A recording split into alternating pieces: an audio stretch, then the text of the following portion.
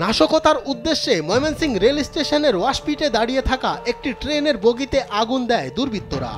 তবে আগুন ছড়িয়ে পড়ার আগেই দ্রুততার সাথে তা নিয়ন্ত্রণে আনতে সমর্থ হন রেলওয়ে নিরাপত্তা বাহিনীর সদস্যরা।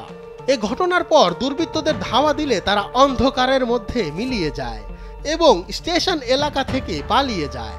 তো ভোর 4টার দিকে আমরা খবর পাই যে এখানে দুষ্কৃতিকারী এখানে আগুন লাগিয়েছে। তো আমাদের কর্মরত রেলওয়ে যে নিরাপত্তা বাহিনীর সদস্যরা আছে ওনারা তৎক্ষণাৎ টের পেয়ে ওনারা অগ্নি নির্বাপন করতে সক্ষম হন এবং দুষ্কৃতিকারীকে একজনকে ওনারা দেখেছিলেন, তো ওনারা পালিয়ে যাওয়া ধরতে পারেননি।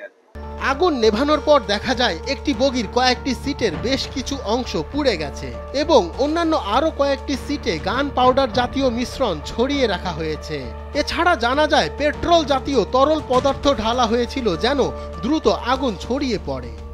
তাৎক্ষণিকভাবে আমাদের রেলওয়ে পুলিশ এবং আরএনবি সহযোগিতায় আমরা সেই আগুন নিভিয়ে ফেলি। বড় ধরনের কোনো ক্ষতি হয়নি। একটা সিটের কিছু অংশ পুড়ে গেছে। এই বিষয়ে কারা জড়িত বা কারা এর সাথে ঘটনা ঘটিয়েছে আমরা শনাক্তপূর্বক গ্রেপ্তারের চেষ্টা আমাদের অব্যাহত আছে। এই ঘটনার পর থেকে নিরাপত্তা ব্যবস্থা আরো জোরদার করা হয়েছে।